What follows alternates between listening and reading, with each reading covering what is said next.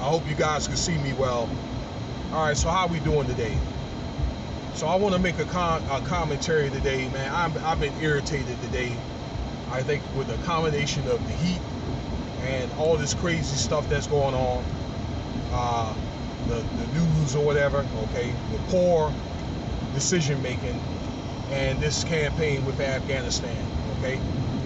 So as you can see, especially like you guys, y'all that's in the military or served in the military, man, something that's just I just found just irritating today, okay. And by the way, I hope everybody's doing well, okay. What's the date? 16 August. Let's see how this thing is going to play out, all right, with this situation here in Afghanistan. So as the government pulled out, well, they have the army to pull out, okay, by your favorite president, Joe Biden, and the Army Chief of Staff, I forgot that guy's name, Secretary of Defense, Austin. So as they were pulling out, the Taliban that took over the whole country in like 3 or 4 days, okay? They've gotten to the point where the only thing that's really left is the embassy that's in Kabul and then part of the airport, but they pretty much encroached that. So these guys are scrambling to try to get out of Afghanistan. People are jumping on the plane or whatever, and like on a C5, the plane that took off or whatever, they're like 2,000-3,000 feet in the air, and they done fell off the plane or whatever and died. It's like 2 people did that, okay?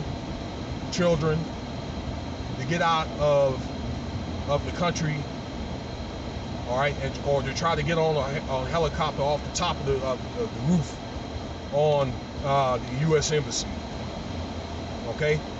So this should have never been allowed to happen, okay?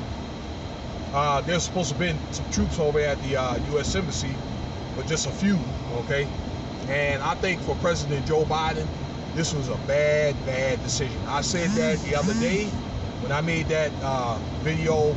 Check that out, about 5,000 people going to Marines, that is, going to Afghanistan.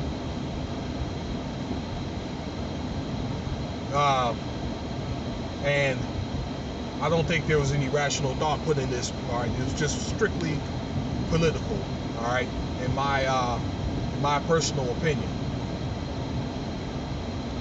So these Marines are going to be landing there by the end of the week, okay? So when they started encroaching, why didn't they send those guys over, let's say sometime like last week, okay, as they were pulling out, maybe as like a small security force, like in Kabul, because the president and all that, they knew this was going to happen, okay? So it could have been a special detail just for Kabul, okay, to protect the people that were getting out.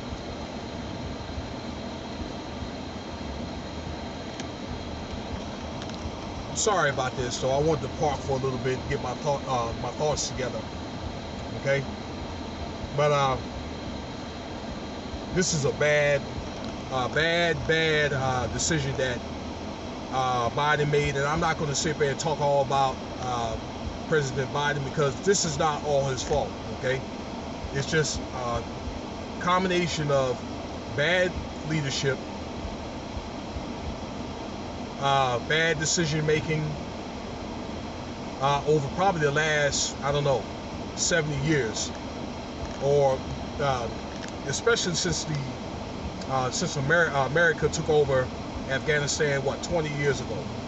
20 years in that country, we got what, $2.8 billion, I'm sorry, $1 trillion in that campaign invested.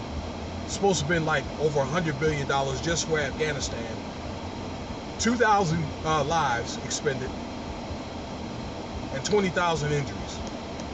Okay, all that money, all that time they put in to somewhat train up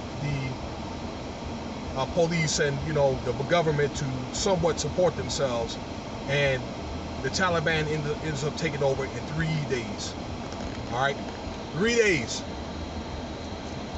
Let me hold this camera up here so I can get some light here. Okay, I got to do this with 2 hands while I'm talking to you guys. And you know, with Joe Biden, it's fair to say, yeah, we don't want to see anybody else get killed or whatever. No, I don't want to see nobody else got killed, okay? But he was around when this campaign started. I'm pretty much he had some type of influence on some decision making and so forth, okay? If that's the case, then why would we shouldn't have never came over there at all, okay? And this is like more of a 50, 100 year campaign.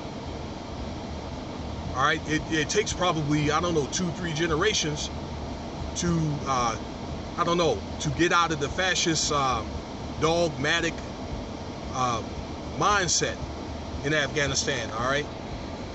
But I guess it goes to show they cannot really support themselves. It's kind of like Afghanistan's a sore thumb. Those people cannot support themselves, the government and all that, but it's hard to really conquer that country and to install another government in it, all right? And as you can see, historically, I think with Russia being there, Britain there, okay, and even back, you know, since the times of the Greeks or whatever, or the Byzantines, which is the Romans, they're there for a minute and then they just leave, okay? They're there.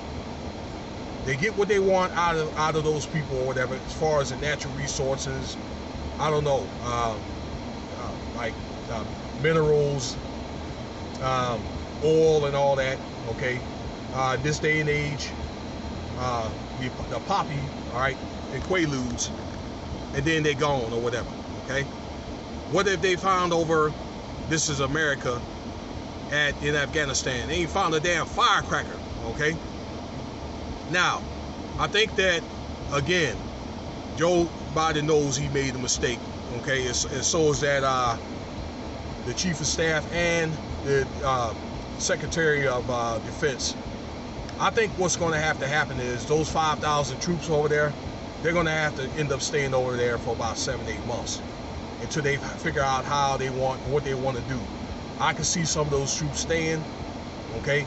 And maybe, I don't know, maybe this is the reason why people like me, I'm not in government, okay? Because probably the people, that smart people, that they had the answers, and then, but they couldn't do anything about it, okay? I said that there was 4 points of Afghanistan. Kabul in the center, up north was Bagram, in the south was Kandahar, in the west was Herat, and then in the east is Jalalabad. There should have been maybe like 500 troops, maybe 1,000, maybe, okay, to train the police force and the Afghan military with a little help and resources, all right, to be able to defend their country with a little bit of help, okay? So a small force just for like a precaution and to let their presence known, okay? Including maybe, I don't know, 500 troops in Kabul to protect the embassy and the airport, okay? And that did not happen. That did not happen. And we end up running into the same problem they had in Somalia and Vietnam. So I think that's probably what's going to end up happening. They're going to end up staying over there for the long haul. So that's just my take on it. I know some of you veterans out there and service members are probably sad and irritated to hear this. Okay, you guys, you know, had put your lives at stake. Some of you guys like me, all right, that went over there to serve, and they're in Iraq or whatever. Okay, you guys know people that's been killed, people that's been hurt. Some of you guys have been hurt. You know, you may have family members and friends over there right now that you're concerned about. Okay, so shout out to you guys or whatever. All right, at least, you know, you just, you know, you did your job and you're able to come back alive, whatever. Okay, to the 2,000 people that's been killed over there in Afghanistan, I mean, rest in peace. mean, it's just so unfortunate that this has happened to the veterans and all that, veterans and service members. But I want to let you know this is not your fault, okay? It's more like a front office thing. Don't let it get you down. You know, keep living your life. If you guys, some of y'all may want to think about getting into politics, all I can say is this, okay? Or maybe to help make a difference, maybe with government support. All the stuff that you see that you don't agree with, all the stupid stuff, just make sure, if you're in that position, just make sure all the stuff that you didn't like, that you see, that you do something maybe to help make a change, or you do something to make a difference. That's all I can say, all right? But a lot of this boils down to bad deals that has been made under the table, okay, with the last, I don't know, 5, 6 presidents, 7 or 8 presidents, I don't know. So it has nothing to do with you. So let's see what happens with these Marines or whatever, okay? They're going to end up being over there for a minute, all right? And that's it for today. I appreciate you listening for the video. I may do another update if I get the fortitude. And thanks for listening, ladies and gentlemen, all right? Let me know what you think about this podcast here, and also subscribe and share, and check out some of the other videos.